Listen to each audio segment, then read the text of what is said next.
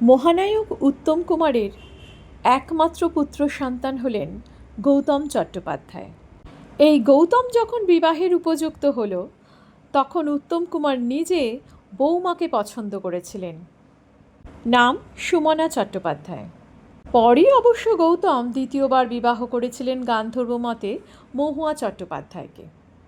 আজকে সুমনা চট্টোপাধ্যায়ের এক সাক্ষাৎকারকে ভিত্তি করে আমরা জানব কেমন ছিল মহানায়কের সাথে তাদের সম্পর্ক, কেমন ছিল সুপ্রিয়ার সাথে তাদের সম্পর্ক। প্রথমে বলি সেই দিনকার কথা, যেদিন সুমনা এই চট্টোপাধ্যায় বাড়ির বউ হয়ে এলেন। মহানায়ক উত্তম কুমারের একমাত্র পুত্র গৌতম। স্বাভাবিকভাবে বৌভাতে একটা বিশাল আয়োজন হবে। ছেলের বৌভাতকে তিনি দুভাগে ভাগ করেছিলেন। চট্টোপাধ্যায় পরিবার বিশাল একটি পরিবার। একদিন হয়েছিল আত্মীয় কুটুমদের নিমন্ত্রণ, আর একদিন হয়েছিল ইন্ডাস্ট্রির সকলের নিমন্ত্রণ। উত্তম কুমার পরেছিলেন পাঞ্জাবি আর ময়ূরপুচ্ছ ধুতি। গৌরী দেবী চিরকালই অলংকার ভালোবাসতেন, খুবই সাজগোজ করেছিলেন ছেলের বৌভাতে। লিপস্টিক খুব একটা তাকে পরতে হতো না, কারণ তিনি খুব পান খেতেন এবং পানের জন্য খয়েরের ঠোঁট দুখানা সর্বদা লাল হয়েই থাকত। তিনি তার একমাত্র ছেলের বউকে খুব সুন্দরভাবে সোনার গয়নায় সাজিয়েছিলেন। ভাই তরুণ কুমারও সেদিন মহাব্যস্ত, অত শিল্পী আসছে, তার উপর দাদা, সব মিলিয়ে তরুণ কুমারের বসার উপায় ছিল না। গৌরী দেবী চিরকালই আপন ভোলা মানুষ। সংসারের রাশ ধরত তরুণ কুমারের স্ত্রী সুব্রতা চট্টোপাধ্যায়। গৌতম সুমনার সন্ধেবেলার অনুষ্ঠানের জন্য দক্ষিণ কলকাতার ল্যান্সডাউনের একটি অভিজাত বাড়ি ভাড়া করা হয়েছিল। আলোয় সেজে উঠেছিল বিয়েবাড়ি। বিয়েবাড়ির কর্তা স্বয়ং উত্তম কুমার। নিমন্ত্রিত অতিথিরা সবাই ঠিকমতো খাওয়া দাওয়া করছে কিনা উত্তম কুমার নিজে তার তদারকি করছিলেন। রাত তখন 9টা সাড়ে 9টা বাজে। এমন সময়ে এলেন মহানায়িকা সুচিত্রা সেন। সেদিন সুচিত্রা সেন মেখলা পরে এসেছিলেন। খোলা চুলে ভুবন ভোলানো হাসি নিয়ে উপস্থিত হয়েছিলেন তার প্রিয় বন্ধু উতুর ছেলের বিয়েতে। সুচিত্রা এসেই বললেন, কই আমার হিরো কোথায়? সবাই তখন উত্তমকে ডেকে দিয়েছে।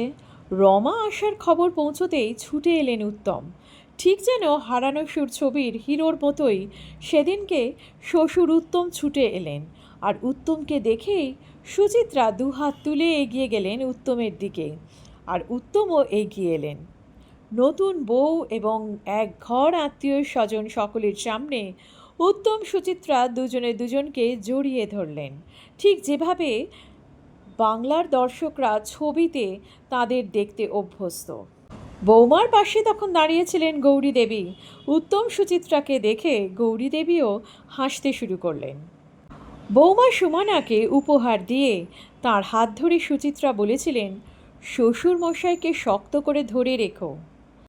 কিছুক্ষণ হাসি ঠাট্টা গল্প করে তারপর বাড়ি যাওয়ার আগে সুচিত্রা উত্তম কুমার এবং গৌরী দেবীর হাত দুটো নিজের হাতের মধ্যে একত্রিত করে দুজনকে বলেছিলেন, দুজন দুজনের হাত এইভাবে ধরে থাকবি, কেউ কখনো ছাড়বি না। একদিকে যখন উত্তম কুমারের ছেলের বৌভাত নিয়ে সকলে ব্যস্ত, সেই সময় উত্তম কুমারের 17 বছরের জীবনসঙ্গিনী সুপ্রিয়া দেবী কী করছিলেন? একদিকে যখন আলোয় সেজে উঠেছে গৌতম সুমনার বৌভাতের রাত, আনন্দে সকলে মশগুল, সেই সময় ময়রা স্ট্রিটেই ছিলেন সুপ্রিয়া। তিনি বুঝেছিলেন তিনি মহানায়ক উত্তম কুমারের লজ্জা, তিনি মহানায়ক উত্তম কুমারের বিতর্ক, আর সেই কারণেই তিনি সেখানে যেতে পারেন না। মহানায়ক উত্তম কুমার সুপ্রিয়ার সঙ্গে ময়রা স্ট্রিটের বাড়িতে থাকলেও প্রতিদিন সকালে গিরিশ মুখার্জি রোডের বাড়িতে মা চপলা দেবীর সঙ্গে দেখা করতে যেতেন এবং স্ত্রী গৌরী দেবীর সঙ্গেও নানা রকম সাংসারিক কথাবার্তা বলতেন। সকল অনুষ্ঠানে তিনি থাকতেন। ছেলের বিয়েতেও তিনি সকল দায়িত্ব পালন করেছিলেন। মহানায়ক উত্তম কুমার দুটো আলাদা বৃত্ত তৈরি করে নিয়েছিলেন, একটা ময়রা স্ট্রিট আর একটা গিরিশ মুখার্জি রোড।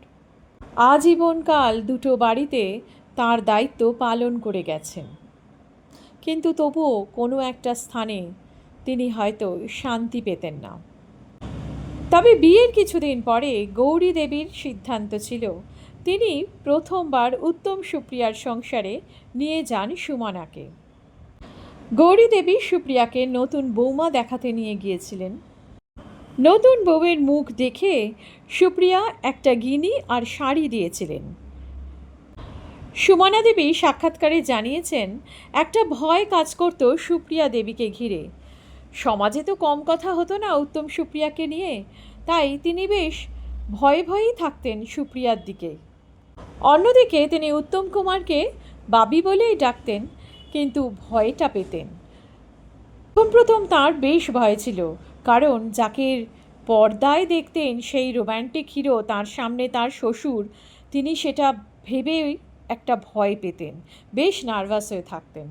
ধীরে ধীরে সেই ভয় কেটে গিয়েছিল উত্তম কুমারের আন্তরিক ব্যবহারের জন্য।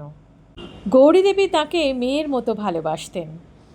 এই প্রসঙ্গে সুমনা দেবী জানিয়েছেন যে প্রত্যেক দিন বাবি চলে আসতেন ময়রা স্ট্রিট থেকে তাদের বাড়িতে।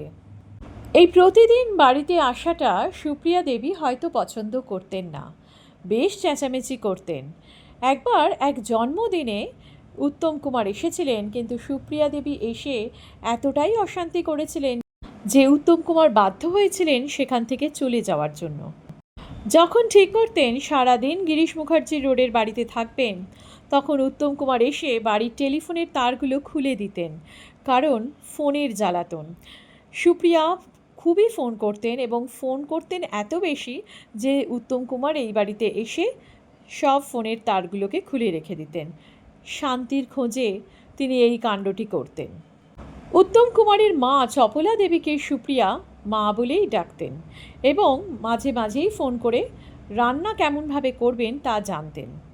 তবে কোনোদিনও রান্না করে তিনি গৌরী দেবীকে পাঠাননি, অন্তত সুমনা দেবীর বিয়ের পরে।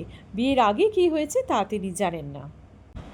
সুমনা দেবী বিয়ের পরে গৌরী দেবীর সাথে সুপ্রিয়ার ফোনে বাক্যালাপ কিংবা ফোনে গল্প করা সেসবও কখনো দেখেননি, তাই তিনি জানেন না বিয়ের আগে সম্পর্ক কেমন ছিল। তবে কি তাঁরা কখনোই রন্ধনপটীয়সী সুপ্রিয়া দেবীর রান্নার স্বাদ গ্রহণ করেননি? সেটাও করেছিলেন, তবে সেটা মহানায়কের মহাপ্রয়াণের পরে।